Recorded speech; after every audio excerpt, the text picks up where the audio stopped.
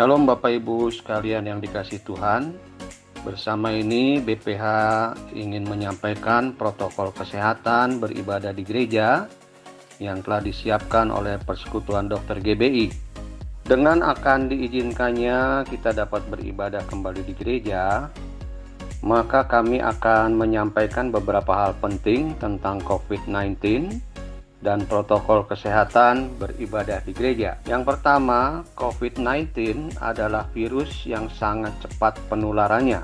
Menular dari orang yang terinfeksi kepada orang lain melalui droplet, yaitu butiran air yang sangat kecil yang keluar dari mulut dan hidung saat batuk dan bersin. Melalui kontak fisik, yaitu jabat tangan atau cium pipi, atau memegang benda yang terkena cipratan droplet. Kedua, dalam sebuah acara ibadah, tentu kita duduk berdekatan dengan jemaat lainnya dalam satu ruangan. Namun kita tidak pernah tahu apakah orang yang duduk di samping kita sudah terpapar dengan COVID-19, walaupun secara fisik orang tersebut sehat dan tidak menunjukkan gejala apa-apa atau orang tanpa gejala. Ketiga, COVID-19 akan tetap ada seperti virus-virus lainnya. Keempat, saat ini kita telah memasuki masa new normal, di mana hal-hal yang dulu tidak biasa dilakukan, seperti memakai masker, jaga jarak, salam sehati, pakai sarung tangan, dan lain-lain, sekarang telah menjadi kebiasaan baru yang dilakukan semua orang setiap hari. Mengingat hal tersebut di atas, maka kami ingin memberi panduan beribadah di gereja selama masa pandemi COVID-19 ini, yaitu protokol kesehatan beribadah di gereja sebagai berikut. Sebaiknya ibadah di gedung gereja dimulai beberapa minggu setelah pemerintah setempat mengizinkan untuk bisa kembali beribadah. Hal ini untuk memastikan bahwa kondisi sudah cukup aman dan kita bisa mempersiapkan ibadah dengan lebih baik. Kedua, melakukan protokol kesehatan yang mengacu pada panduan penanganan COVID-19 dari Kementerian Kesehatan dan instansi lain yang terkait. Sebagai berikut, datanglah ke gereja dengan berjalan kaki, menggunakan transportasi milik sendiri, atau jika menggunakan transportasi umum, jangan naik kendaraan yang sampai berdesakan.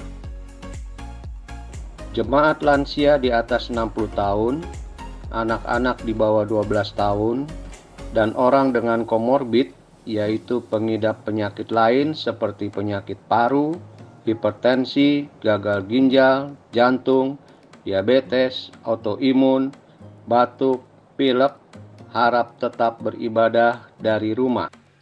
Tetapkan satu pintu masuk gereja sehingga semua jemaat dapat menjalankan protokol kesehatan beribadah.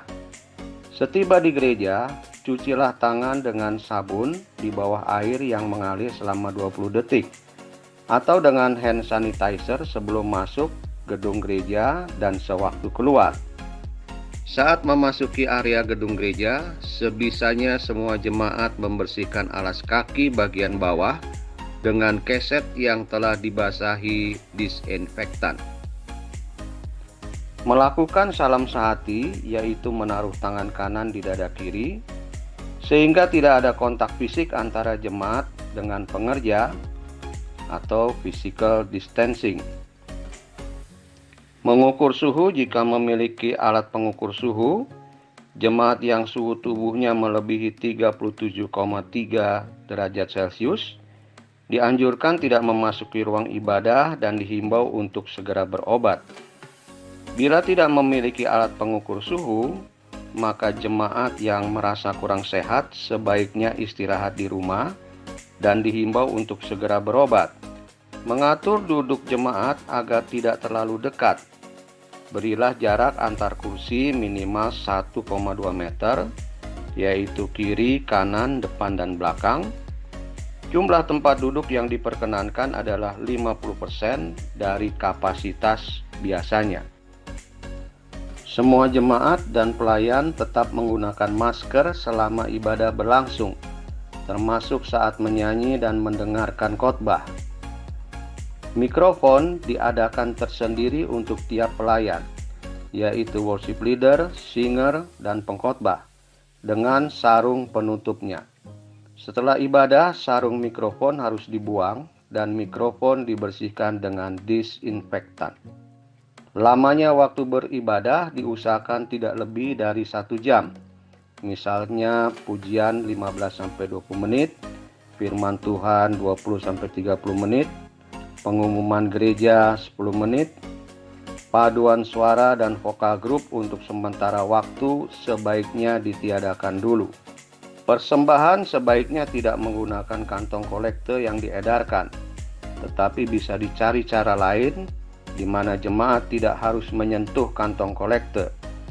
Misalnya dengan menaruh kotak persembahan di pintu gereja, dan jemaat bisa memasukkan amplop persembahan yang telah dipersiapkan dari rumah. Jemaat dapat juga memberikan persembahan melalui transfer atau menggunakan barcode QRIS. Pada saat melakukan sakramen perjamuan kudus, maka nampan perjamuan kudus diedarkan oleh pelayan saja, sehingga tidak disentuh oleh jemaat. Ketika ibadah telah selesai, jemaat keluar ruangan satu persatu, jangan berdesakan, dan tetap menjaga jarak. Jemaat juga jangan terlalu lama berada di area gedung gereja, sebelum dan sesudah ibadah, serta dianjurkan untuk langsung pulang ke rumah setelah ibadah selesai. Gedung gereja harus diusahakan untuk selalu dibersihkan dengan disinfektan sebelum dan sesudah ibadah. Harus ada sirkulasi udara yang baik dalam gedung gereja. Bukalah jendela agar ada pertukaran udara segar. Bagi gereja yang menggunakan AC, pastikan filter AC rutin dibersihkan dengan desinfektan setiap selesai ibadah. Demikian panduan ini kami sampaikan untuk menjaga kesehatan dan keselamatan jemaat kita dari pandemi COVID-19 pada saat kita mulai kembali ibadah di gereja. Harap juga selalu memperhatikan informasi dan petunjuk resmi terkini dari pemerintah mengenai pandemi COVID-19 ini. Terima kasih untuk perhatian Bapak Ibu sekalian. Tuhan Yesus memberkati.